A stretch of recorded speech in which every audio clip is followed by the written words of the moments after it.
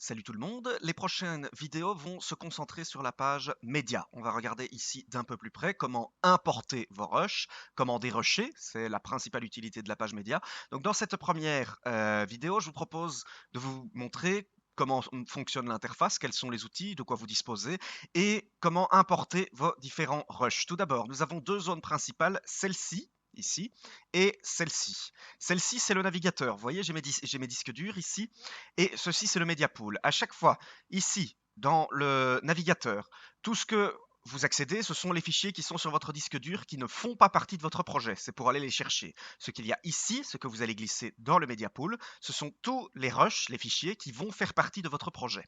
Donc, et vous pouvez voir que vous avez ici un visualiseur. Dans un premier temps, on va s'intéresser au navigateur. Comme vous voyez ici, il me suffit hop, de cliquer sur mes disques durs pour accéder directement à au contenu de mes disques durs. Alors vous pouvez voir que de base, en fait, vous avez vos disques principaux, c'est-à-dire votre disque C, vos disques durs externes qui sont reconnus directement par le navigateur, mais vous pouvez aussi ajouter des emplacements personnalisés, comme par exemple ici. Vous voyez, ici, j'ai mis tout de suite l'accès vers mes vidéos.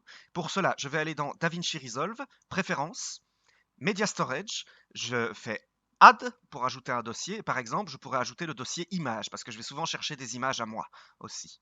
Donc je fais sélectionner un dossier, je fais Save. Et maintenant, regardez, j'ai tout de suite accès. C'est plus facile que de devoir aller dans C, User, etc. pour aller chercher des images. Je peux tout de suite y accéder ici. Voilà, vous avez également évidemment les favorites.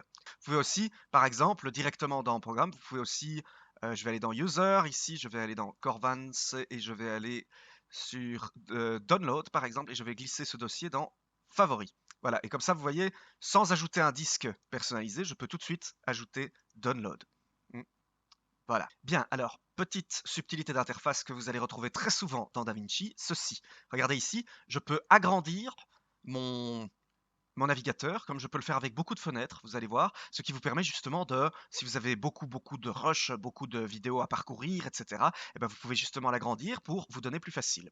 Alors, concernant les outils dont vous disposez, ici déjà, vous pouvez afficher aussi le navigateur avec en liste, ça peut être utile. Rechercher directement si vous avez besoin de fichiers particuliers. Voilà, c'est tout ce que vous avez besoin de savoir pour l'instant. Donc, pour parcourir un peu rapidement les outils, regardez ici, vous avez un clone tool. Alors le clone tool, ça c'est très pratique. Je vous encourage à l'utiliser si jamais vous faites des projets sensibles, enfin des projets assez colossaux qui nécessitent beaucoup de travail, etc.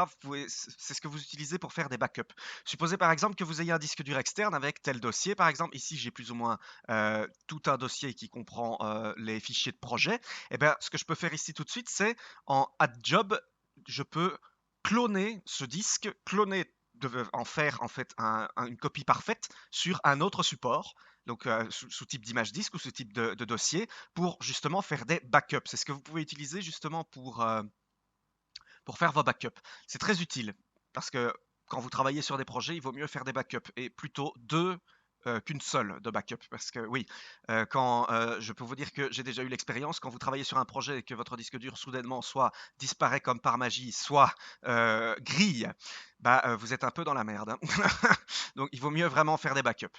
Voilà, donc je vais quitter pour l'instant le Clone Tool. Ici, vous avez votre visualiseur. Dès que je passe en fait sur une vidéo, je peux tout de suite, vous voyez, dès que j'ouvre une vidéo, je peux l'ouvrir dans ce visualiseur. Alors, au niveau de l'audio, vous avez des meters ici. Je vais aller sur les rushs de Act, le film de Ottman et Dornella. Donc, vous pouvez voir que si j'ouvre un dossier ici, un rush ici, donc on a tout de suite son son Ça tourne. ici lié qui est Concentration. visible sur les meters. Et vous pouvez voir que par contre, si je vais sur les waveforms, il n'y a rien du tout, même si je fais play. En fait, je vous en parlerai plus activement de ceci lorsque on parlera de l'import audio. Donc, alors, vous avez ici les métadonnées de plan. Alors, vous pouvez voir que en fait, les deux se mettent sur l'un au-dessus de l'autre, hein. Vous pouvez, si je désactive audio, avoir les métadonnées uniquement sur une seule page qui prend toute la verticalité de l'interface. Vous pouvez aussi, clac, justement, faire en sorte qu'il n'y ait qu'une seule fenêtre, hein. Voilà, alors la capture, je n'ai malheureusement pas d'outils pour faire des captures. Il faut à ce moment-là utiliser un lecteur Betacam ou autre et le connecter. Ou bien vous avez le film scanner ici. Alors le film scanner, c'est par exemple si vous utilisez le Syntel Scanner de Blackmagic qui vous permet de numériser un télécinéma, hein, de numériser des pellicules 35. Vous pouvez directement aller ici pour commencer à numériser utiliser donc tous les rushs que vous avez en pellicule et les numériser pour commencer à les travailler dans DaVinci. Voilà. Donc, alors maintenant, intéressons-nous d'un peu plus près à, je vais replacer audio ici, intéressons-nous d'un peu plus près à comment importer vos rushs. Une des premières façons, vous prenez simplement clic et vous glissez sur le media pool. Dès que je vais lâcher, hein, ce rush va être pris en compte dans mon projet. Et vous allez voir qu'il va se passer quelque chose. Ah, vous pouvez voir qu'il m'indique que le rush en question a un framerate différent de ce en quoi est configuré mon projet actuellement dans les settings de projet de DaVinci. Alors, c'est très intéressant. Je vais revenir dessus plus activement quand on va voir les réglages et comment configurer votre projet. Mais vous pouvez voir que c'est une des différences entre DaVinci et Premiere ou Final Cut 10 par exemple. Avec DaVinci Resolve, votre framerate, votre résolution, ça se configure au projet et pas à la séquence. Vous savez que dans Premiere, vous n'avez pas besoin de directement, vous pouvez créer un pré-réglage de séquence, ça oui, mais vous n'avez pas besoin de configurer un format de projet dès que vous créez votre projet. Votre format se crée à votre séquence, vous créez un format de séquence. Dans Final Cut 10, c'est pareil, même si c'est vrai que une séquence dans Final Cut 10 s'appelle un projet, mais c'est très mal appelé parce qu'en fait, ce n'est pas à votre bibliothèque qui contient déjà tous vos rushs que vous configurez votre format. C'est à la création de votre projet, à savoir d'une séquence.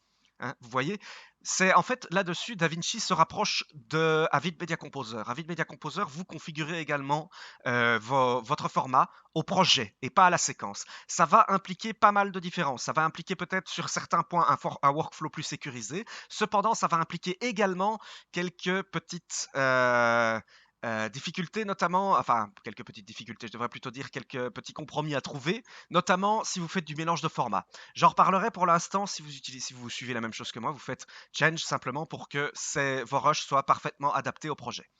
Voilà, donc vous voyez que vous en disposez maintenant dans le Media Pool. Le Media Pool, vous disposez donc de la possibilité également de les afficher par vignette ou par liste. Je reviendrai là-dessus lorsqu'on parlera du dérochage. Vous verrez qu'ici, les métadonnées seront très intéressantes à utiliser. Donc, ce qu'il y a d'intéressant, vous voyez, c'est que ici sur le côté, vous avez deux zones. Ces zones, Master et Smart Beans. Master, c'est là où vous allez gérer vos chutiers. Smart Beans, vos chutiers, vos chutiers intelligents.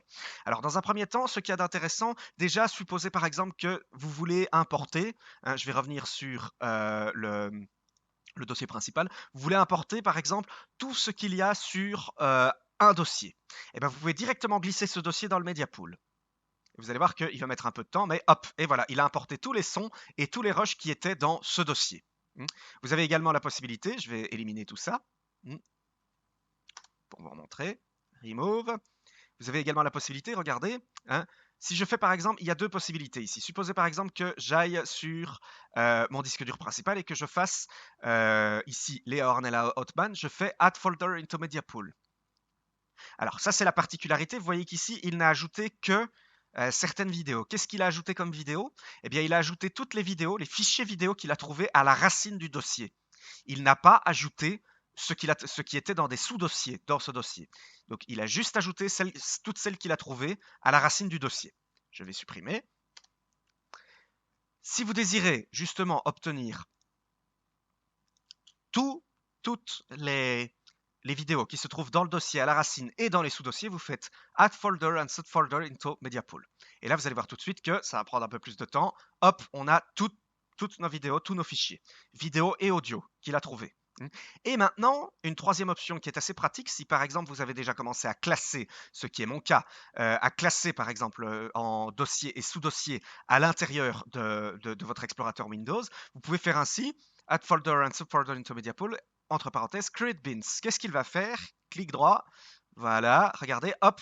Alors c'est la particularité, vous voyez, il a déjà, regardez, Master, je vais revenir, il a recréé le dossier, et en fait à chaque fois, regardez, il a recréé des bins. Vous voyez, j'ai retrouvé en fait les dossiers que j'avais dans mon arborescence de dossiers qui était sur mon disque dur principal, donc dans mon explorateur Windows. Tout ce que j'avais dans mon explorateur Windows, il a recréé des chutiers. Vous voyez, je retrouve ces chutiers ici dans le navigateur de bin. Ça peut être pratique si par exemple vous avez déjà séparé dans des dossiers distincts et que vous voulez conserver cette arborescence de dossiers. Ça c'est toujours très pratique. Donc je reviens rapidement sur un petit détail. Vous pouvez voir en fait que si j'ouvre un fichier vidéo, le son de cette vidéo en fait n'est pas visible ici. En fait, ici, c'est un autre fichier son que j'ai déjà ouvert, que vous avez vu, hein. Comment afficher le son, le waveform de votre vidéo? Vous allez ici, vous faites Audio Track.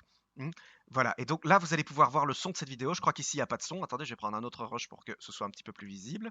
Voilà, je vais reprendre celui-ci. Audio Track. Voilà, ici, vous voyez, on commence à voir le son, hein, qui est ici. Voilà, et donc ce son, ici, vous allez donc pouvoir voir le son.